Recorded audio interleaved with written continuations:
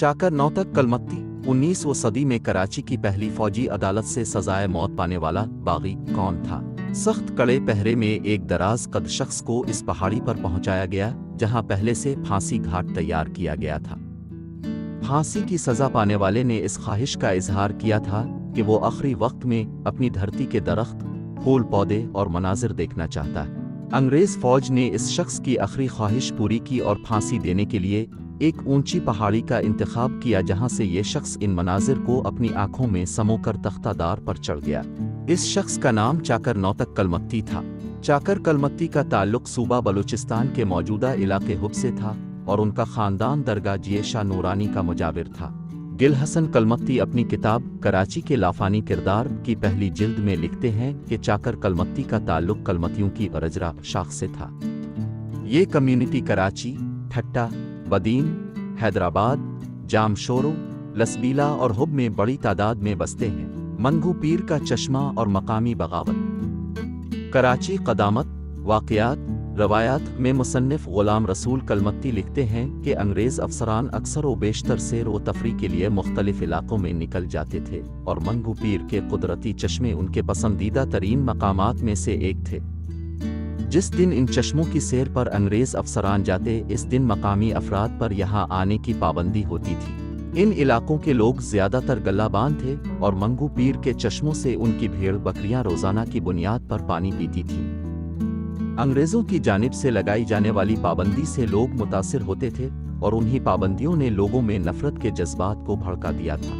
फरवरी 1839 को जब अंग्रेज़ों ने कराची शहर पर कब्ज़ा किया तो तालपुर हुक्मरान इस पोजीशन में नहीं थे कि उनसे मुकाबला कर सकें, क्योंकि उन्हें चारों अतराफ से घेरा जा चुका था। लिहाजा उन्होंने मुआहिदा करके कराची शहर को अंग्रेज़ों के हवाला किया। कराची शहर के अतराफ में ख़ास तौर पर मलीर, कोहिस्तान और हुब तक के इलाके कबायली चरागाहों पर मुश्तमिल थे और कबाइल सदियों से आज़ाद हैसियत में यहाँ बस रहे थे। अंग्रेज़ों के आने से इनमें एहसास पैदा हुआ कि उनकी आज़ादी सल्ब हो चुकी थी और वो अपनी सरजमीन को गैरों के हाथों जाते देखकर इंतहाई गम व गुस्से में थे। लेकिन उनके पास जदीद असलहा और फौजी ताकत न थी, इसलिए उन्होंने छापामार कार्रवाइयों का रास्ता इख्तियार किया जिसने कई माह तक अंग्रेज़ सरकार के लिए मुश्किलात पैदा किए रखे। काची छावनी के कैप्टन का कत्ल। अंग्रेज़ों के मुआविन सेठ नौहे मिल अपनी याददाश्तों में चाकर कलमत्ती को लुटेरा करार देते हैं। वो लिखते हैं कि एक रोज़ शाम को 5 बजे कैप्टन हैंड घोड़े पर सवार होकर सवारी के लिए मंगू पीर की पहाड़ियों की तरफ निकल गए, जहां कुछ लुटेरों ने उन्हें कत्ल कर दिया। शाम के 7 बज गए लेकिन कैप्टन छावनी वापस नहीं लौटे। फौज के सिपाह सालार कर्नल सिपिल्लर ने उनकी तलाश के लिए सिपाही पहाड़ियों की तरफ रवाना किए। गिल हसन कलमत्ती कराची के आफाकी किरदार हमें लिखते हैं कि रास्ते में सिपाहियों को कैप्टन हैंड के मकामी सिपाही मिले जो परेशान थे।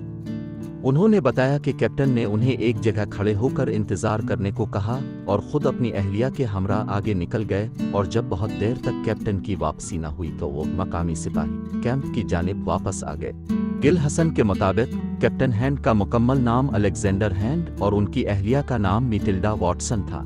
सब ने मिलकर कैप्टन हैंड की तलाश शुरू की। लालटेन की रोशनी में 9:30 बजे ये सिपाही वापस छावनी में पहुंचे।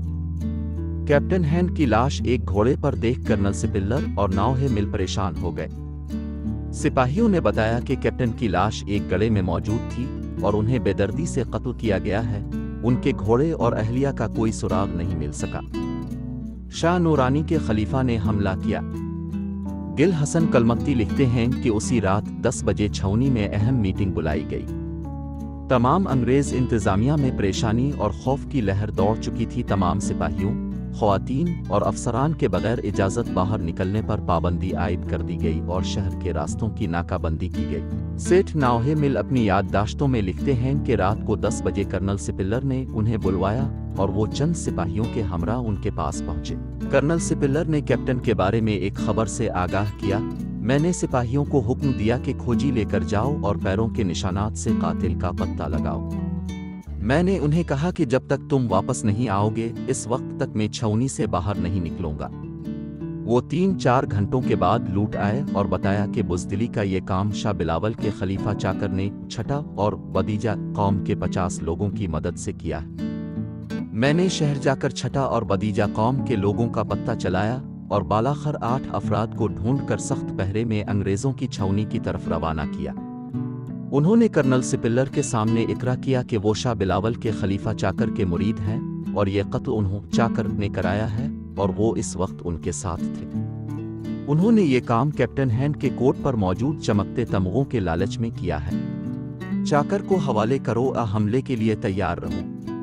سیٹھ ناؤہے مل اپنی یادداشتوں میں لکھتے ہیں کہ کیپٹن ہینڈ کی لاش پہنچنے کے بعد کرنل سپلر اپنے نائب لیفٹیننٹ لیکی، جو اس وقت حیدرآباد سندھ کا اس وقت کا دارالحکومت کے سفارت خانے میں نائب تھے، کو لکھا کہ تالپور حکمرانوں سے خلیفہ چاکر کی کراچی حوالگی کے لیے کہا جائے۔ لیفٹیننٹ لیکی نے میر نور محمد پر دباؤ ڈالا، جس نے ایک خدمتگار کو شاہ نورانی بھیجا کہ خلیفہ چاکر کو قابو کر کے کراچی چھاؤنی بھیجا جائے۔ دل حسن کلمتی لکھتے ہیں کہ حیدرآباد کے میر، تالپور حکمران، لسبیلا کے جام اور قلات کے خان انگریزوں کی طاقت اور اثر رسوخ سے خوف زدہ تھے، کیونکہ انگریزوں نے میروں کے ذریعے لسبیلا کے جام اور قلات کے خان کو یہ پیغام بھیجا تھا کہ اگر چاکر خان کو انگریزوں کے حوالے نہیں کیا گیا تو قلات اور لسبیلا پر حملہ کیا جائے گا۔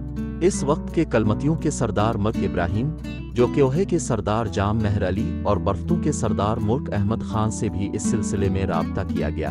چاکر کلمتی کی قلات روانگی۔ باہوٹ حمزہ خان کلمتی جنگ نامہ میں لکھتے ہیں کہ فوجی چھاؤنی کھارادر اور میٹھادر کے درمیان تھی۔ انگریز خچروں پر سوار ہوتے تھے۔ چاکر کلمتی بھی خچر پر سوار تھے اور اسی پر ہی کیپٹن کی اہلیہ کو بٹھا کر فرار ہوئے۔ راستے میں انہیں بھوک اور پیاس لگی۔ وہ ایک کنویں پر راکے جہاں پہلے سے ایک مقامی شخص موجود تھا، جس نے پانی پلایا اور کھانا دیا۔ اس کو چاکر نے پوری بات بتائی۔ جب وہ روانہ ہونے لگے تو اس شخص نے سوال کیا کہ اب کہاں جا رہے ہو؟ چاکر نے اسے نہیں بتایا اور کہا کہ کسی کو ان کے بارے میں نہ بتائے۔ جام لسبیلا نے اپنے لوگوں کو تلاش کرنے کے لیے کہا، جو اس شخص تک پہنچے اور اس نے پوری کہانی بتائی اور بتایا کہ چاکر کلمتی کس طرف گئے۔ دل حسن کلمتی کے مطابق چاکر جام آف لسبیلا کو بتائے بغیر خان آف قلات کے پاس پہنچے اور انہیں تفصیلات سے آگاہ کیا اور کیپٹن ہینڈ کی اہلیہ کو بطور امانت ان کے حوالے کیا اور خود حب کی طرف لوٹ گئے۔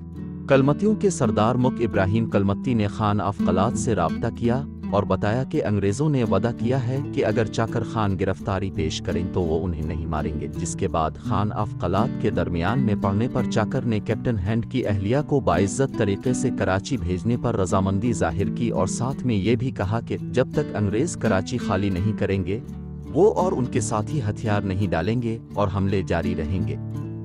چاکر کی دھوکے سے گرفتاری۔ دل حسن کلمتی لکھتے ہیں کہ چاکر خان کو اس وقت گرفتار کیا گیا جب وہ حب کے چچڑ نامی علاقے میں موجود تھے۔ سرداروں نے مذاکرات کے بہانے بلا کر دھوکے سے انہیں گرفتار کر لیا اور سخت پہرے میں کراچی میں انگریز کیمپ بھیج دیا گیا۔ غلام رسول کلمتی لکھتے ہیں کہ چاکر خان جب حب کے علاقے میں تھے تو اس وقت لسبیلا کے حاکم پر انگریزوں کا دباؤ تھا کہ کسی بھی صورت میں چاکر کو گرفتار کر کے ان کے حوالے کریں۔ دوسری طرف چھٹا سردار، جو انگریزوں کے خاص آدمی تھے اور ان سے وفاداری کا عہد کر چکے تھے اور ان کے لوگ چاکر کی تلاش میں تھے۔ چاکر خان کی گرفتاری میں چھٹا سردار صاحب خان کے کردار کو کسی بھی طرح نظر انداز نہیں کیا جا سکتا۔ دل حسن کے مطابق ناؤہے مل نے شاہ نورانی کے علاقے کے رہائشی چھٹا قبیلے کے سردار صاحب خان کو کراچی طلب کیا، ان کو میر چاکر خان کے خلاف مدد کے لیے کہا۔ کراچی کے آس پاس جاگیر دینے پر صاحب خان نے ناؤہے مل کا ساتھ دینے کا وعدہ کیا۔ دوسری جانب خان آف قلات نے بھی اپنے جاسوس چاکر کے پیچھے لگا دیے اور اس طرح چاکر اپنوں اور غیروں کے جال میں پھنس گئے۔ 5 ماہ کے بعد جاسوسوں نے چاکر کے حب کے پار چیچڑی والے علاقے میں موجود ہونے کی اطلاع دی۔ چاکر اور ان کے ساتھیوں کا ٹھکانہ کراچی کے کاٹوڑ کے علاقے میں گوریان پہاڑ میں بنی ہوئی غار تھی، جہاں ان کا گھیراؤ کیا گیا۔ چاکر نے اپنے ساتھیوں کو وہاں سے نکلنے کا کہا اور خود مقابلے کرنے کا فیصلہ کیا، تاہم خان آف قلات اور دیگر سردار مذاکرات کے لیے کود پڑے اور اس طرح مذاکرات کا جھانسا دے کر انہیں گرفتار کر لیا گیا اور آنکھوں پر پٹی باندھ کر چھاؤنی لایا گیا۔ پہلی فوجی عدالت اور پھانسی کی سزا۔ ناون مل اپنے یادداشتوں میں لکھتے ہیں کہ چاکر کو کراچی میں انگریزوں کی چھاؤنی میں پیش کر کے فوجی عدالت میں مقدمہ چلایا گیا۔ ان پر الزام ثابت ہوا اور فیصلہ کیا گیا کہ ان کو اسی مقام پر پھانسی دی جائے جہاں کیپٹن ہینڈ کو قتل کیا گیا تھا۔ فوجی عدالت کرنل سپلر، मेजर डबनौहाई और मुझ नाओहे मिल पर मुश्तमिल थी। गिल हसन कलमत्ती लिखते हैं कि इस वक्त कराची पर मीरों की अमलदारी थी और उनका अपना अदालती निज़ाम था, लेकिन फिर भी चाकर खान को तालपुर हुक्मरानों की अदालत में पेश करने के बजाय फौजी अदालत कायम करके मुकदमा चलाया गया। ये सिंध में कायम होने वाली पहली फौजी अदालत थी। चाकर से बार बार उनके शरीक मुल्जिमान का पूछा गया, मगर उन्होंने कहा कि ये काम उन्होंने अकेले किया है। नाओहे मिल की याददाश्तों में कहीं भी कैप्टन हैंड की अहलिया के अगवा और वापसी का जिक्र नहीं मिलता। गिल हसन कलमत्ती लिखते हैं कि जनरल हैंड की अहलिया का बयान भी लिया गया, जिसमें उन्होंने बताया कि वो कुछ अरसा चाकर खान और कुछ वक्त खान ऑफ कलात की पनाह में रहीं, मगर इस दौरान चाकर खान ने कभी मैली आंख से इन्हें नहीं देखा। वादे की याद दहानी और आखिरी ख्वाहिश।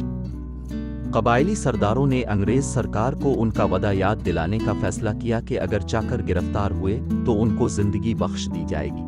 मकामी सरदारों ने खान ऑफ कलात और तालपुर हुक्मरानों पर दबाव डाला कि चाकर को रहा किया जाए, लेकिन अंग्रेज सरकार से ये जवाब मिला कि मीर चाकर खुद पेश नहीं हुए, बल्कि उनको गिरफ्तार किया गया है, लिहाजा उन्हें रहा नहीं किया जाएगा, क्योंकि अगर उन्हें रहा किया गया तो दीगर मुज़ाहमतकारों की हौसला अफजाई होगी।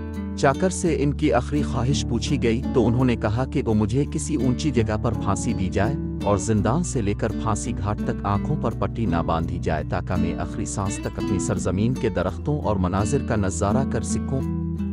इनकी ये ख्वाहिश तस्लीम कर ली गई। नेशनल स्टेडियम के करीब डालमिया में मौजूद पहाड़ी पर उन्हें फांसी दी गई। फांसी से कब्ल कराची आने वाले रास्तों को बंद किया गया था। जबल चाकर फांसी उसे मुल्हका कराची का इलाका। बड़े गोल दायरे में इस पहाड़ी की निशानदेही की गई है जहां चाकर कलमत्ती को फांसी दी गई थी। सना 1913 में सरकारी सतह पर बनाया गया नक्शा। मकामी लोगों की अकीदत। रिचर्ड बर्टन ने सना 1851 में लिखी गई किताब सिंध एक उदास वादी में डालमिया की इस पहाड़ी का जिक्र करते हुए लिखा है कि चोटी पर एक लकड़ा लगा हुआ है जो कि एक कब्र का निशान है। इस शख्स का असल नाम फकीर था और उसने एक अंग्रेज अफसर को मारा था, जिसके जुर्म में उन्हें यहाँ फांसी चढ़ाया गया। मकामी लोग उनको गैबी ताकत वाला शख्स समझते थे और उनके जेर असर कुछ लोग डाकू बन गए थे। गिल हसन कलमत्ती के मुताबिक मकामी लोगों ने फांसी की याद में पत्थर रखकर लकड़ा लगाया था और इस पहाड़ी का नाम भी चाकर से मंसूब कर दिया गया था। सना 1913 के सर्वे नक्शे में इस जगह का नाम जबल चाकर फांसी मौजूद है, जो आज भी चाकर फांसी के नाम से मशहूर है। यहाँ से एक बरसाती नाला भी निकलता हो जो मलीर नदी में शामिल हो जाता है। गुलाम रसूल कलमत्ती लिखते हैं कि पहाड़ी पर एक तख्ता गाड़ कर उस पर झंडा लगाया गया और इसे जियारत की हैसियत हासिल हो गई और इस पहाड़ का नाम चाकर पाहुल रख दिया गया। चाकर खान की मैयत पहले मंगू पीर ले जाई गई और फिर वहां से शाह नूरानी ले जाकर दफन कर दी गई। चाकर के खानदान के लोग आज भी शाह नूरानी के मुजाविर हैं। कैप्टन हैंड की तदफीन बंदर रोड पर वाक़े मसीहियों के कब्रिस्तान में की गई। गिल हसन कलमत्ती के मुताबिक ये मसीहियों का पहला कब्रिस्तान था जो जामिया कलात से पहले इकबाल सेंटर के अक़ब में वाक़या था, जिसका अब नाम व निशान नहीं रहा। चाकर कलमत्ती की फांसी के बाद ये सिलसिला राका नहीं। गुलाम रसूल कलमत्ती लिखते हैं कि 3 साल के बाद एक नई मज़ाहत का सामना था, जिसके सरगना चाकर कलमत्ती का पीरोकार साइदाद कलमत्ती थे। एक रोज अंग्रेज फौज का एक दस्ता मलीर नदी पर गश्त कर रहा था कि हमला किया गया। हमला आवर साइदाद और उनके 4 साथी थे। इस हमले में 2 सिपाही मारे गए और साईं भी अपने साथियों समेत हलाक हुए।